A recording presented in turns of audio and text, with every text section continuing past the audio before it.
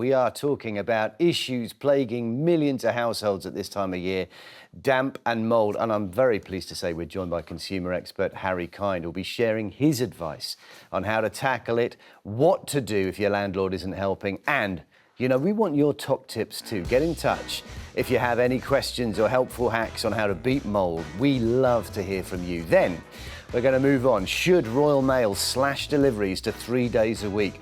The Postal Service is facing reform to bring it up to date. And one possibility is cutting back delivery days from 6 to 3. Do you think that's a good idea? Are you happy with the current service you receive? Tell us what you think. Later on, what is it that's to blame for burnout Britain? According to one charity, the UK is at risk of burning out as more people take time off work for poor mental health caused by stress. But what is causing all of that stress? One expert suggested climate change and feelings of hopelessness could be contributing to burnout. Does that make sense to you? What do you reckon? And we'll have some advice from a psychologist if you are currently battling burnout. The number is 0207 862 2222. Calls from landlines may cost up to 16p a minute plus any call setup fees. Calls from mobiles may cost considerably more. We're also on Facebook or Twitter. Search for Jeremy Vine on 5, add the hashtag Alexis Conran, and of course you can email us at alexisconran@channel5.com. First though, we're going to speak about a problem that affects so many properties, particularly at this time of year, and it is damp and mould. Millions of homes have it. It's a big problem in the rental sector, with over half of privately rented households dealing with it. Pleased to say, which is Harry Kind, is here to give us some advice on what we can do to tackle it. And we know that you'll have your own tips, your own advice to share with us as well. But first, Christo, I'm going to turn to you because you're a landlord. And listen, I know, like, I get loads of people. I deal with damp and mould stories all the time from that rogue trader's perspective, looking at landlords as well. It's key that we hear the landlord's voice in this and need to understand, you know, for you, when you have a property, maybe it has damp in it, how do you deal with that? How do you deal with tenants to make sure you come to a good, mutually beneficial outcome? Well, firstly, can I say that I consider myself, and people say I would say this, but I consider myself a fairly good landlord in as much as I do repairs really quickly. I have, you know, those monthly maintenance things for things like the boiler, for all those sorts of things, so things can be done quickly. And I think if you're a landlord that leaves somewhere full of mould, you're a repellent landlord, really. But I also I've got a good relationship with my tenants. I don't use an agency. I meet them, I eyeball them, and I say to them, actually, look, you know, I've put a fan in this bathroom. That's my obligation. Really important that we have that. But also, it'd be really useful if you open the window when you shower as well to make sure that there's enough ventilation. Are tenants receptive to that? Yeah. Are they OK to be told what to do? Again, I think it's if they see that the place is nice, which mine are, they know that it's in the interest of the place being nice. I think if it was a bit of a hovel and I said, look, you know, there was damp already, and I said, can you open the window? They'd probably laugh in my face. But because it's a nice flat, they are open to that because they know it's about keeping the flat nice. I think the grey areas are, though, who's sort of accountable, who's responsible? Absolutely. Are the tenants looking after the properties adequately enough? Are the landlords not being responsive enough when there are issues? Is it their fault? And I'd be interested to hear kind of who... And we have seen just how important it is to keep a home, to keep your family away from mould, haven't we? The Awab Ishak case, Absolutely. You know, the tragic death of a toddler. As a mother, I'm very concerned for children and families that are particularly vulnerable.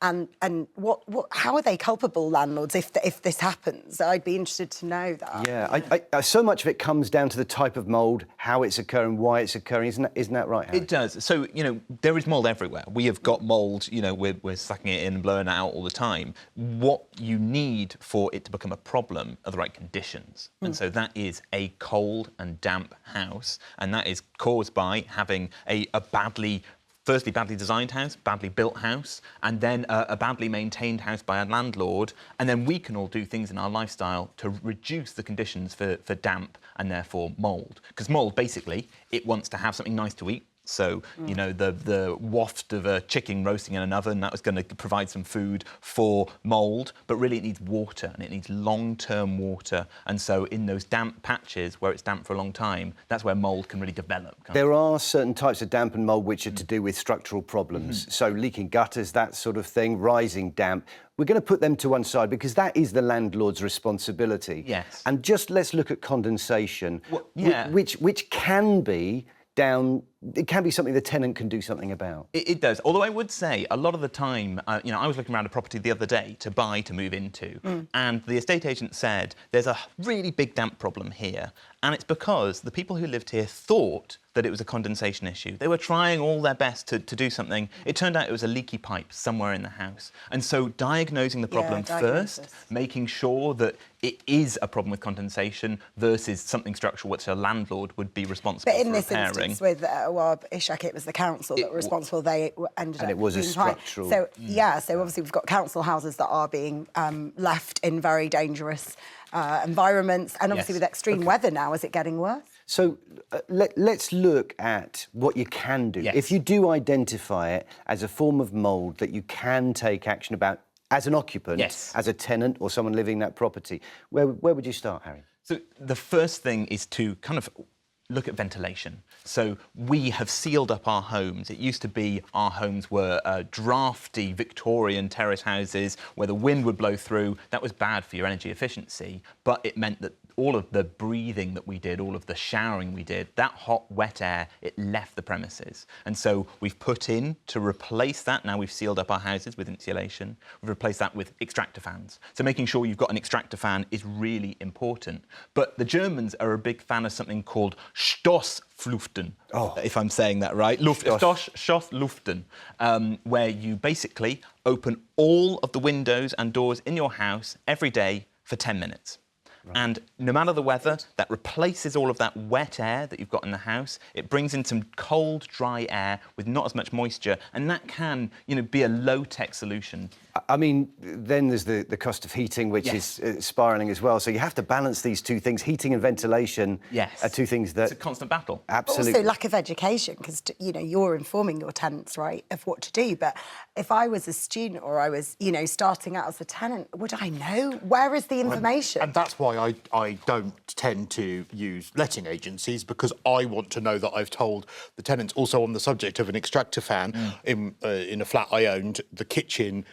there wasn't an external problem, but it kept getting to... But these are all things that are in both of your interests, right? You need your property to be sound and structurally right, and the tenants need to live somewhere that's... And I fitted an extra extractor fan in the kitchen on the wall that they could put on as well, just to give them extra ventilation. So. OK, I want to take a call, because we've got Sue from Cheshire on the line. Sue, tell us, are you living in a property? Are you experiencing damp at the moment? No, I'm a letting agent and a landlord, and have been for 30 years. OK, and do you find that your tenants are receptive to maybe the advice that you're giving them, as Christo was saying, about how to use the property to make sure it doesn't get damp? Yeah, most of them are. They do take our advice, and we do give them a leaflet which explains how moisture can appear in the properties. Due to bath, showers, cooking, drying clothes, not ventilating, breathing even. It's hard to ask your tenants not to breathe. No, we're not. No, well, this is typically the answer that we get. So I've been called out to many a property to say that they've got damp, and I've gone round and had a look, and obviously initially you can see if it's condensation, usually. We do get somebody out to double check if there's any penetrating water coming in anywhere, obviously following up. But most of the time, you know, we explain to tenants, look, we give you this leaflet, it explains where the moisture's coming from. If the moisture can't escape, it's going to stick to the coldest wall in the house. And if it's not treated, it's going to spread. So, for instance, I did a checkout of a tenant of a property the other day. It's absolutely fine. Previous to him moving in, another family lived there for about 2 years. Constant damp problems. The whole window wall in the bedroom was completely black. their belongings had gone green and been ruined. And so we had it checked out to make sure there was no penetrating water coming in and what else could be causing it. No problem found. So when they moved out, we completely redecorated it, let it out to this other guy's family who's been living there for 2 years, and did the checkout the other day, and it's absolutely fine, no damp whatsoever. And numbers can make a difference, can't they, Harry? Just the numbers of people that are using a house, you know, that means more showers, more meals, more baths, that sort of thing. Yeah, if you're cramming, 4 people into a 2-bed flat, that is going to make it more difficult to get that hot, wet air out of the building. You're producing more of it. So that's really important, but also heating. So it could be the new tenants have got the heating on more often, and that can reduce the amount of damp as well. OK, thank you for your call, Sue. I know that you've brought a couple of things in here. And one of the keys that you're saying here is if you spot a wall that's constantly moist, make sure that you're dealing with it. How would you do that? Yeah, so as the caller said, it's a cold wall problem, and so the damp that's in your house will accumulate that moisture on that wall, and often instead of a wall it will be a window. And so this is a nice little window vac we've got here, and if you have a problem with a lot of condensation on a window, you can pick one of these up. This one was, I believe, about £40, and that allows you to just clean off water. It's not going to solve your whole damp problem in a whole house, but if you've got a problem with mould underneath that window, if you've got rotting wood underneath that window, this could kind of nip that problem in the bud. It's a little bit of work, but it's worth doing. And then generally speaking, just washing down walls will help as well. OK, so the symptoms for this, you typically sometimes see along the bottom of the window. Yes. Suddenly that bit of the white is going black. Yes. That would be an indication that maybe this is a course of action you could take to protect yourself a bit better. Exactly, but you're fixing the symptoms rather than the problem. And so another thing you should be looking at is sealing cracks. And so a crack in a wall, in any of your around the bath, that is a place where moisture can gather, and it's a perfect breeding ground for mould, so it can reach maturity and increase the spores that it gives out. Just that sort of action, Christo, as a landlord, you'd want to know about that, wouldn't you, before people start taking repairs into their own hands? But I also like to tell me, if there's a bit of mould, actually tell me about it. Can I ask just another quick question, though, about a landlord's responsibility? Because, of course, sometimes you'll own, as a landlord, a leasehold property. There'll be damp coming in from outside because of the work, the bricks need repointing or something. And actually, that's not it's difficult for the landlord who owns the property to do something about that, because presumably that's the freeholder's responsibility because it's an outside wall. So what do you do in that situation? And the problem is that the law is really unclear about this, that as a landlord you do have the responsibility for those external and even common areas of a property, but also as a leaseholder your long lease will have different responsibilities, and so it's really complicated and it's going to vary from place to place. But I think that's important what you said is about communication. It's by letting your landlord know that there's a problem early and that they're willing to, come up with a solution. As a tenant, that is a really good course of action, and it can stop problems from developing further. On housing enforcers, one of the big problems we used to see was where there was a family living in a flat where there was possibly this first, second floor, no outside space that they could use for drying clothes. That's really tricky, isn't it? Drying clothes is going to be a big source of moisture.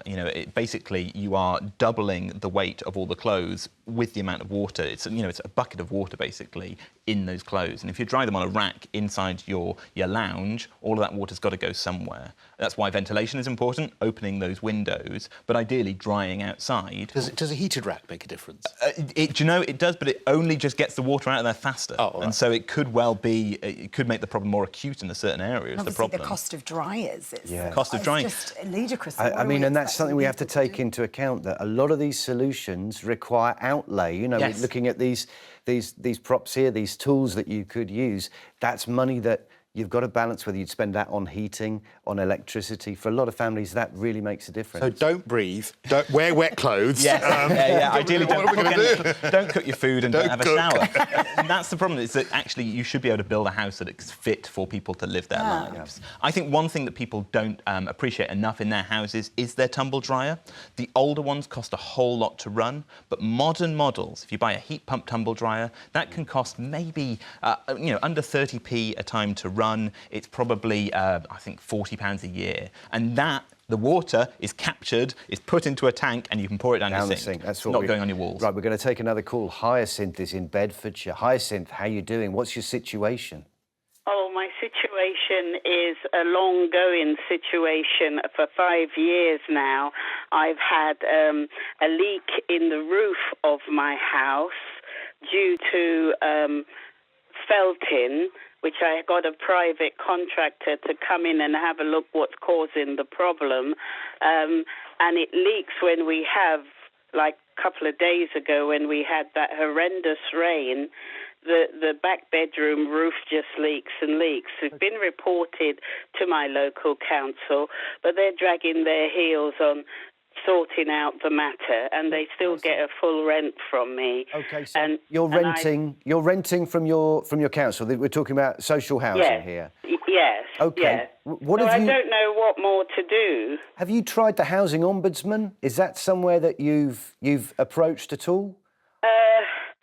I didn't feel that I wanted to go that far in having that involvement with them, because they are aware of the situation, and their quick fit is to patch up the ceiling each time the water comes in. But the big problem is the felting that needs to be replaced. It sounds like it's not doing the trick. Harry, the Housing Ombudsman, that's where, if you're in social housing and some private landlords, you can escalate it through to try and get a solution. You can. It's worth reaching out to them in those situations. And annoyingly, this is something that varies Scotland, Northern Ireland, Wales, England, your rights and the responsibilities of private landlords. And it's very easy to tell this story of greedy, evil private landlords like Christo here.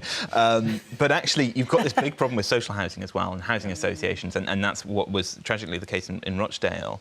So yes, absolutely. It's making sure it's escalated up to the Housing Ombudsman. There are rule changes coming through in the next year, but the legislation's gone through, the regulations aren't in place. And that separation between social housing and private rented sector, it's false, isn't it? A landlord is a landlord, and the needs of a tenant are pretty much the same.